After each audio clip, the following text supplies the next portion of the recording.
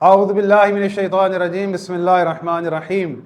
الحمدللہ رب العالمین والصلاة والسلام علی سید المرسلین وآلہ الطیبین الطاہرین المعصومین المظلومین۔ عزیزان محترم، پروگرام آیات العوی میں آپ کو خوش آمدید کہتا ہوں، اور آج کی ہماری آیت ہے سورہ طٰہٰ کی آیت نمبر 82، جس میں اللہ رب العزت فرماتا ہے بسم اللہ الرحمن الرحیم وَإِنِّي لَغَفَّارٌ لِمَن تَابَ وَآمَنَ وَعَمِلَ صَالِحًا ثُمَّ اهْتَدَىٰ، اور جو کوئی توبہ کرے اور ایمان لائے اور نیک عمل بجا لائے اور پھر ہدایت پر بھی قائم رہے تو میں اس کو بہت بخشنے والا ہوں۔ عزیزان محترم، آج کی ہماری آیت سورہ طٰہٰ کی آیت نمبر 82، اس آیت میں اللہ رب العزت یہ فرما رہا ہے وَإِنِّي لَغَفَّارٌ لِمَن تَابَ وَآمَنَ وَعَمِلَ صَالِحًا ثُمَّ اهْتَدَىٰ، جو بھی توبہ کرے، ایمان لائے، عمل صالح کرے اور پھر ہدایت پر بھی باقی رہے تو مجھ اللہ کی طرف سے اس کے لیے بہت ہی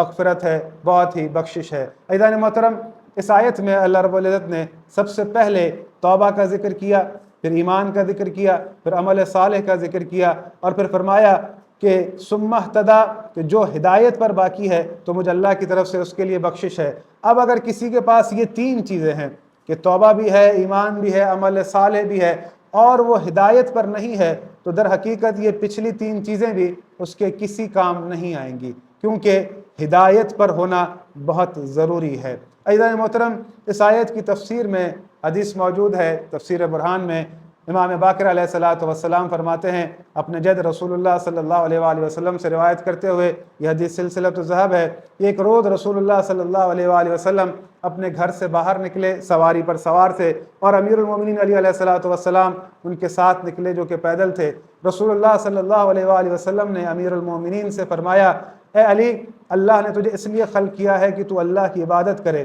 اور تیرے ذریعے سے دین کے معالم پہچانے جائیں، تیرے ذریعے سے دین کے علوم پہچانے جائیں۔ جس کے پاس تیری ولایت نہیں ہے، در حقیقت اس کے پاس اللہ کی ولایت نہیں ہے۔ جس کا تو امام ہادی نہیں ہے، اس کے پاس در حقیقت اللہ کی طرف سے ہدایت نہیں ہے۔ عزیزان محترم، توبہ کرنا، ایمان لانا، عمل صالح کرنا، پھر ہدایت پر ہونا، یہ در حقیقت ہمیں سمجھنا ہے۔ ہدایت پر ہم تب باقی ہوں گے جب ہم رسول اللہ صلی اللہ علیہ وآلہ وسلم کی وصیت پر ہوں گے، کیونکہ رسول اللہ صلی اللہ علیہ وآلہ وسلم نے فرمایا کہ میرے بعد میری امت کا ہادی علی ابن ابی طالب علیہ السلام ہے۔ اس آیت کا مصداق در حقیقت امیر المومنین علی علیہ السلام ہیں، کہ جو سراپا ہدایت ہیں، امام ہدایت ہے۔ عزیزان محترم، یہ جو میں نے آج آپ کے سامنے آیت پیش کی ہے سورہ طٰہٰ آیت نمبر 82، کہ اللہ رب العزت نے آخر میں یہ بات کہی ہے کہ ہدایت پر ہونا بہت ضروری ہے۔ اور گمراہ کون ہوتا ہے، وہ میں اکثر اپنے پوڈ کاسٹ میں بھی اس آیت کو پیش کر چکا ہوں، کہ گمراہ وہ ہے کہ جس کے پاس نہ ولی ہو نہ مرشد ہو۔ سورہ کہف آیت نمبر 17، اس آیت میں اللہ رب العزت فرماتا ہے کہ من یہد اللہ فہو المہتد، ہدایت یافتہ وہی ہے جسے میں اللہ ہدایت دوں، ومن یضلل فلن تجد لہ ولیا مرشدا، اور جو گمراہ ہے تم نہیں دیکھو گے نہ اس کا کوئی ولی ہوتا ہے نہ اس کا کوئی مرشد ہوتا ہے۔ ہدایت یافتہ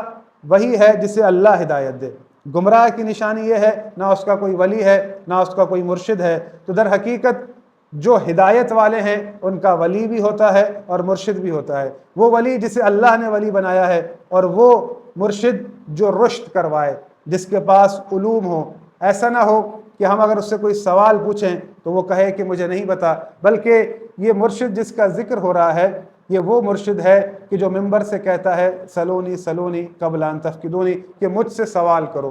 قبل اس کے کہ مجھے کھو دو۔ عزیزان محترم، اللہ رب العزت نے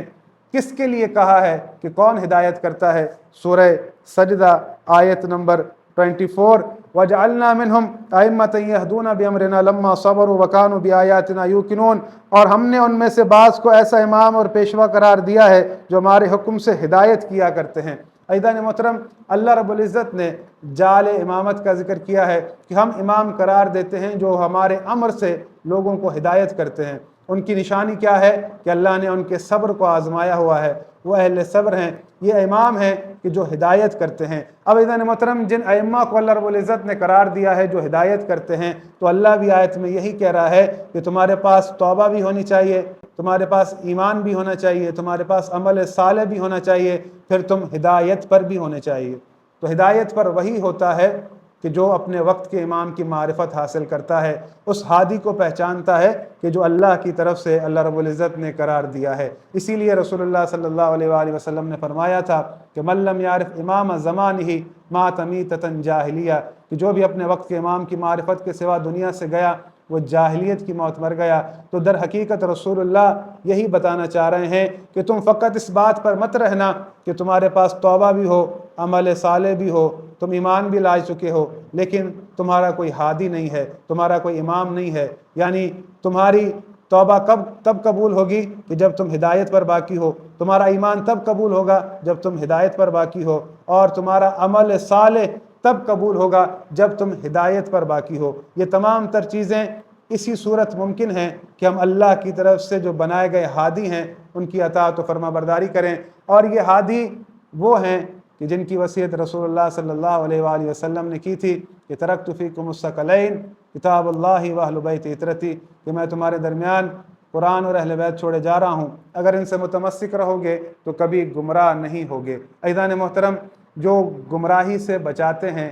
وہی ہادی ہوتے ہیں۔ محمد و آل محمد علیہ السلام ہمارے ہادی ہیں، امیر المومنین علی علیہ الصلوۃ والسلام ہمارے ہادی ہیں۔ میں اپنے رب سے دعا گو ہوں کہ اللہ رب العزت مجھے اور آپ تمام مومنین کو مرتے دم تک اسی ہدایت پر قائم رکھے، اور ہم اپنے وقت کے امام کی معرفت دنیا سے لے کر جائیں۔ والسلام علیکم ورحمۃ اللہ وبرکاتہ۔